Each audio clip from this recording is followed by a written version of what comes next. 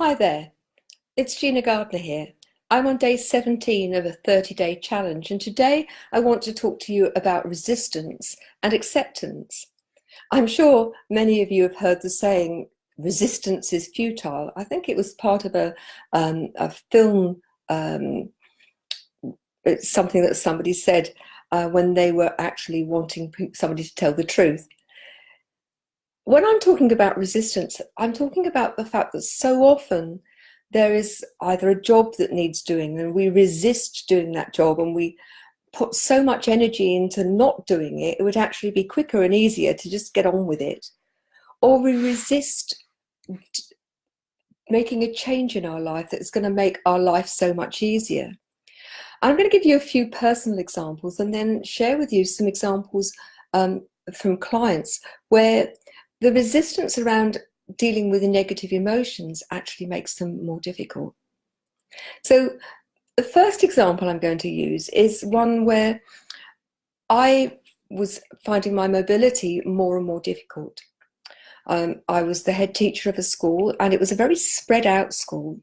And although I could manage in the classrooms at that time, I wasn't using a wheelchair. And it got more and more difficult for me to make my way around school. And so the amount of energy I was taking to do that meant that I had less and less energy to use at home. And so my world got smaller. So I was doing school, coming home, going to bed. I spent the weekends in bed. And actually I was beginning to accommodate, and that's one of the things that we do, is we accommodate almost without knowing, finding different ways to do things, which meant that I didn't have to walk. Things came to a head, and it happened to be the summer holidays, and friends of mine took me to some gardens, and I resisted hiring a wheelchair. Why? Because I was worried what people would think of me. Would they think less of me? And certainly in the context of the school, if I were to use a wheelchair, would people see me as the professional, the leader of the school, or would they see me as somebody who was lesser simply because I was in a wheelchair? And that says as much about my beliefs about people who were disabled at that time as it does around the fears around what other people were going to think. Now, events overtook me and I had to use a wheelchair. I was taken into hospital a couple of days later and came out 4 months later, and I had no choice but to use a wheelchair. All of those fears, that couple of years leading up to that point where my world had got smaller and smaller, and I'd been able to do less and less because the capacity, energy-wise and mobility-wise, was diminishing. What a waste. Nobody batted an eyelid. I think a couple of the children asked me what was wrong with my legs, and I said to them, well, my legs don't work very well, so I'm using a chair to help me. The parents didn't make any complaint. The local authority were supportive. And I learned a huge lesson, that actually when we resist to doing something that's going to act as an enabler, it's all based on fear. And it's usually based on the fear of what other people will think rather than about ourselves. And of course, we've made it up. The chances are that nobody else is going to think anything of it because they're too busy dealing with their own situation and themselves. So that was a really, really big lesson for me. I mean, how often, for example, do you put off dealing with an issue that you find tricky and that you resist doing it? And so it becomes bigger and bigger and bigger. Whereas if you dealt with it in the first place, actually it wouldn't have chance to grow in your head as to be something that is very, very difficult. And those of you that have heard me talk before will know I am very much of the opinion that one should confront the issue rather than being confrontational. I know from working at school and from working with many schools and later organisations that one of the most common problems for managers is they resist dealing with a situation with a member of staff until the day when they snap, and then there's a big explosion, and actually the problem doesn't get solved. It actually is made worse because of the way it's being dealt with. Whereas if you confronted the issues straight away in a nice way, then the chances are, in the vast majority of cases, that that would be okay and that you would actually solve it. The person would know what they were doing wasn't acceptable, and then they've got the opportunity to do something different or not. I wonder how many of you have had times when you procrastinate because you don't want to do a particular job that you find tricky, really challenging, or you just simply don't like doing it. I'm reminded of jobs around the house where I resist, or in the past I've resisted emptying the bin because it's not a job I like. And then the bin, much bigger job, because you end up dropping rubbish along the path, whereas if you emptied the bin before it was full, it would be easy. So resistance affects us at every level. The resistance in terms of, I really ought to get up now, just 5 more minutes. And then you end up racing around because you resisted getting up, and that's made you late. How often do you resist the temptation to have another piece of cake or to have another chocolate? In my experience, it's very rare for people to have a problem resisting eating a carrot or an apple. It's much more likely to be resisting the things that are considered bad for you, or at least you should have fewer of. But I think for me, the area that is most interesting is how often we work with negative emotions, that we resist dealing with them, that we bury them or we ignore them. And then as a result, they become more and more powerful. We think we've dealt with them. I call them the dragon in the box, that we put them into this box deep inside us and we bury them rather than deal with them.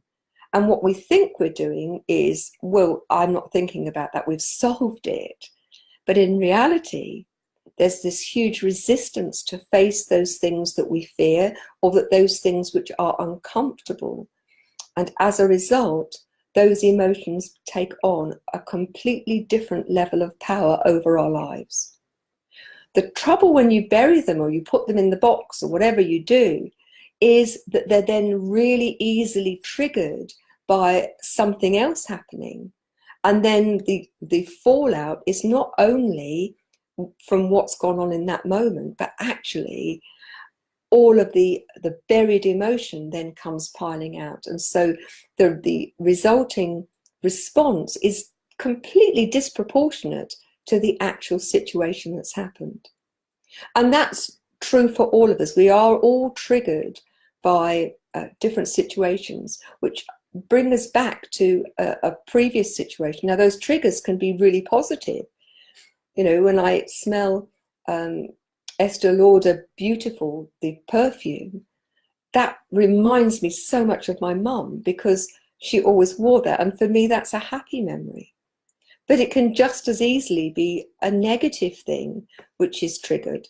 So if I go to a hotel, and I always check out hotels, are they accessible? Always phone, ask the question, is it wheelchair accessible? And they say yes. And I get there and it's accessible once you've got up 10 steps, or you've got to negotiate a plank into the dining room window, or you've got to go round the back via the dustbins, or there's a ramp which is so steep that nobody can manage it safely. And all of those things and a lot more have happened over the years. My response re-triggers all of those frustrations, and I have to work very, very hard to manage those at times. Got better over the time, because I acknowledge at the time that the frustration has a real cause, but actually that in negative emotion, I've now learnt far more to deal with it rather than bury it. And so I would ask you to think about, which physical jobs do you resist doing? What are the things in your life that you are resisting? And so often that's about staying within your comfort zone. It's either something you don't like doing because it's a job you find unpleasant, or it's a job that you find difficult. or it's taking you out of your comfort zone. And there may be other things. And I'd love to know, which are the jobs that you resist? Which are the things that you find incredibly difficult to do, either emotionally or physically? Let me know. Share it within the group. Love to know what those things are. But I'd also like to know, what are your techniques for getting over that? Share with us the things that have worked. One of the techniques that I use is kissing the frog. And kissing the frog means that you actually choose to do the most difficult, most challenging, the tasks you hate doing, you do those first. And when you do that, what you get is a huge emotional buzz, because that job has now been lifted from you. You get a surge of energy, and it gives you a real sense of possibility for the rest of the day. So if you've got a really difficult job to do and you don't like doing it, get it off your plate first and foremost, because otherwise it tends to grow in importance. If you are trying to manage emotions that you find difficult, there are lots of techniques for dealing with the negative emotion. And for me, one of the first things is, what's that trying to teach you? Where is the negative emotion coming from? Can you identify that? And identify it in a way that it's about just noticing, not making any judgment about it. Because when you start to resist that emotion, what you're doing is you're giving it power.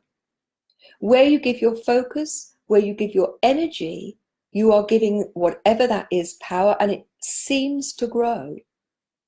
But if you just acknowledge it without the judgment, and allow yourself to just take a step back and think, I'm feeling something. What is it am I feeling? Where am I feeling it in my body? And what is it trying to tell me? And just sit with it.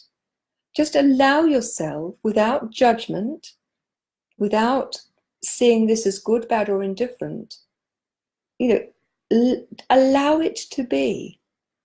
And by taking away the resistance, accepting it exactly for what it is, you will find that its power dissipates, that you're not feeding it and giving it a status and power that it doesn't deserve. Another way of thinking about it is, imagine yourself as a glass body, and where you have a negative emotion, just as let it pass through you, and let it go from the front of you to the back, or from left to right, whichever works. But just be curious. Where is this emotion coming from? Sometimes the emotion is not ours, that we've picked up that emotion from somebody else. And give yourself permission, if it's not yours, to let it go. The more you hold on to an emotion, the stronger it will feel, the more power it has. My belief is that negative emotions are there to teach us something. A lot of our emotions are based on fear, and when we fear something, then it seems to grow in intensity and power. Stepping out of your comfort zone is very often about stepping into the unknown. Once we know the parameters of things, you can deal with the most awful things more easily than the not knowing. And so recognizing that fear is about survival, keeping you safe and the people that you love safe, then you are in a position to actually start to unpick, what am I fearful of? If I face my worst fear, then anything else is easy. And for most of us, our worst fear is around losing somebody we love or dying ourselves, because so much of our fear is based on survival.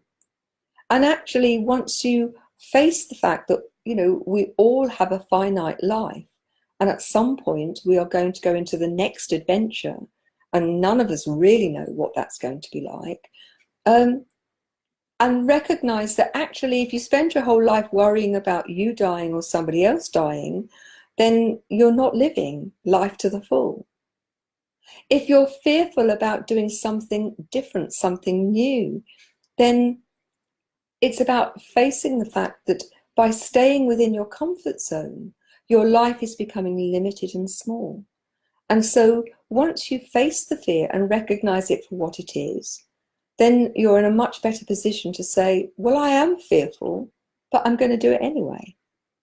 How many times have you done that and then found the very thing that you fear actually is something that you learn to enjoy? Those of you that have ever been skiing or have done rock climbing or gone swimming diving in deep water, that frisson of fear is part of the enjoyment. Now, I'm not suggesting to any of you that you go and do something that you consider completely impossible for you. But there is something about challenging yourself to step outside your comfort zone. And in doing so, allowing yourself to expand and allowing yourself to recognize that we tend to keep ourselves safe, but in doing so, the danger is that we keep ourselves small. So, where are you resisting? And when is it right to resist? And I think there are times when it is right to resist. Resisting injustice, resisting unfairness, resisting something where we feel it is completely out of step with our core values and our moral code. Then I think resistance becomes something which helps us to grow. But resisting things because we are fearful that we don't know how to do it, I think is a very different thing. I'd love to know your thoughts, whether you agree with me or not, or whether you've got a different take on this. Please share it in the comment box. Love to know. Now, why am I doing this 17-day challenge? I tell you, it's taking me out of my comfort zone. And I resisted doing Facebook Lives. Why? Because I wasn't particularly comfortable. I thought, well, what will people think? How will they view me? And what I recognized is actually the most important thing is about how we view ourselves. My mission is to impact positively on 1 million people within the next 5 years. I believe that we are living in a world that has so much fear and violence and division and a sense of hopelessness that I think we need to help the tide turn. Living a life from a place of love, compassion, kindness, where we support and help one another, seems to me to make a world very different. And I know there's a growing body of people who believe that as each of us shows acts of compassion and kindness, as each of us show gratitude, that we are changing things, individual by individual, group by group. And I'm asking you to help me turn the tide. We all have a part to play, but collectively we can be so much more powerful and we have so much louder voice. So please do help me, share this video, come and make comments, set themes that you'd like to be talked about, and come and join me in the Genuinely You activities that are going on. If you'd like to join the Thrive Tribe, which is a collection of people who really want to work on making a difference to their own lives and the quality of their own lives and others, then you can try that out for $1. If you'd like to know the principles on which all of this is built, you can get a free digital download of Thriving Not Surviving, the 5 Secret Pathways of Happiness, Success and Fulfillment, which is my latest #1 best-selling book. Thank you very much for joining me. Oh, by the way, you can get that from going onto my website, genuinely-you.com. The link's in the blurb alongside this. That's genuinely-you.com. And there's loads of free resources there that you can find. And I hope that you'll join me there. But thanks very much for being with me today, and I look forward to speaking to you again. Take care now. Lots of love. Bye.